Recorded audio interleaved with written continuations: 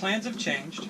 The original plan for the winter was to spend the winter just sailing and cruising, and then come spring, go back to work for the summer.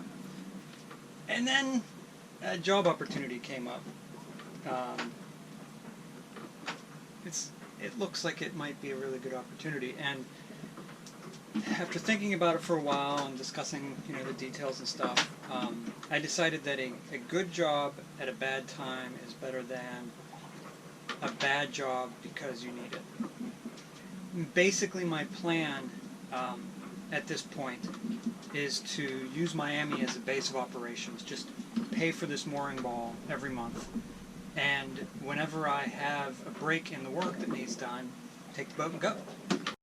So I'm up this morning and I'm making breakfast, getting the boat prepped, and I'm going to take the boat out for a little trip. Because basically, I started this job and I wanted to make sure that I got up to speed and everything running as quickly as possible, so I didn't start out behind schedule. So I basically been working, kind of caught up. The job, the nice thing about the job is it's not an hourly thing, it's a get the project done thing. So now that I'm a little bit ahead, I can take a few days for myself. So this isn't quite turning out like I planned. I mean, it is what it is. I thought the wind was going to fill in a little more. I don't know if I read the weather report wrong yesterday or if it changed since I looked at it yesterday. But like the top wind speed for the day is like 6 knots. Right now we got like 3. I really don't feel like motoring all day today. And that wasn't the goal. Alright, made my decision. You can see I've taken the sail down because it's doing absolutely nothing. The reasoning here is that if I were to, I'm not in the mood to motor for 8 hours or whatever it would take to get to the anchorage I want to get to. The intermediate anchorage that I could stop at is Elliott Key. Elliott Key has no protection from the west. The wind's supposed to pick up from the west overnight, and so I'll be trying to sleep on a boat that bounces around like a trampoline. And I'm just not, like, this is supposed to be like some time off, so I'm trying to make it a trip that's fun and enjoyable and not as like, a little bit of challenge is fine, but I don't want to set myself up for not getting a good night's sleep and that kind of crap. Anyway, the point is that, so what I've decided to do is I'm going over here to a place called Hurricane Harbor. So here's where I decided to stay last night. It's called Hurricane Harbor because it's really well sheltered from winds in pretty much any direction. It comes like directly from that way, which can move over there. It's a pretty wealthy neighborhood around here. You can't go ashore, so it's really not a good place to stay for very long. But it was kind of nice because I could just anchor here overnight, and I'm quickly back out and onto the ICW in the morning. It is now morning. It is now time to get my boat in gear. So it looks like I have kind of an inadvertent buddy boat today. What's really good news is that about 30 minutes ago, he was alongside me. So I'm winning. And obviously that is the most important thing when two boats are sailing in the same direction. So off in the distance there is Mosquito Island, as I call it, also known as Elliott Key. And we're just gonna keep on sailing. I'm just gonna go right by it and all its mosquitoes and other biting insects. That's what I'm gonna do. I'm doing some maintenance. I'm replacing some ropes, doing some whips, and just in general doing some maintenance on some ropes to keep them in good shape, make them last longer.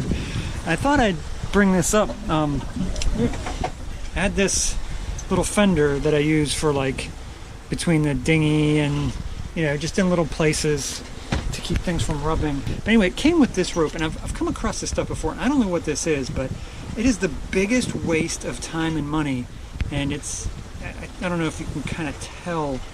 This one isn't quite that bad yet, but a few weeks in the sun and this stuff just starts to fall apart. Like when I grabbed it, it was like powder flaking off of this.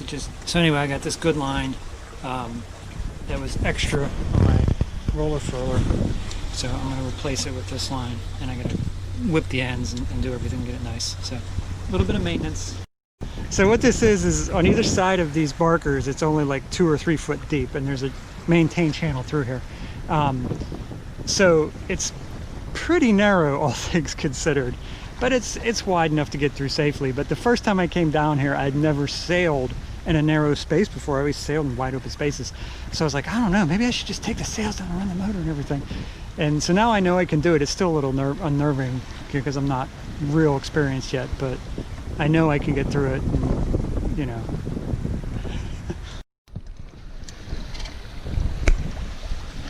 Figures, I'm getting up in this close spot. This is when they come out to play, and I won't really be available. What is the wind dying on me? Where'd you go, guys? Oh, did you run off just as I got the camera on? Yeah, I slowed down. Sorry, no fun for you.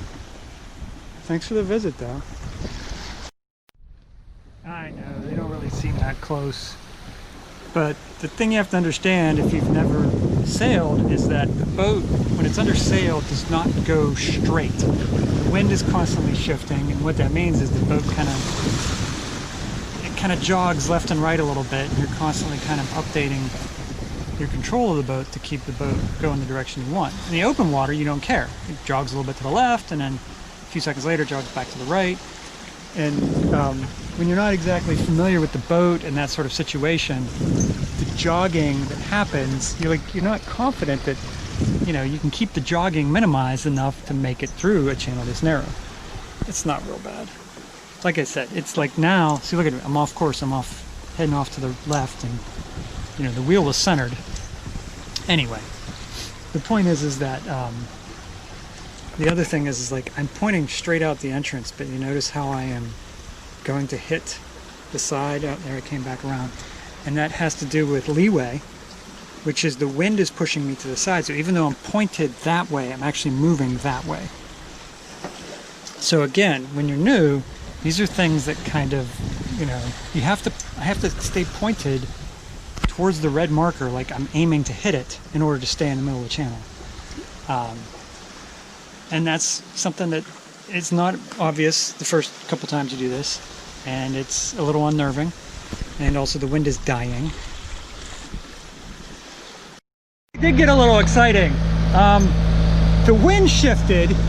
I don't know if you could see that, but it was coming off of the starboard, and then it shifted over to the port, and I'm like I can't steer and tack the headsail at the same time, or maybe I could, but then So I made the executive decision to play it safe and start the motor and use the diesel to get through there.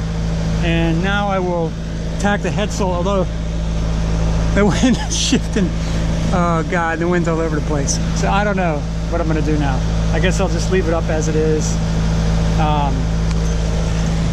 But I got plenty of open water to experiment now, so. So I'm motor sailing with the jib. Oh look, it just completely collapsed.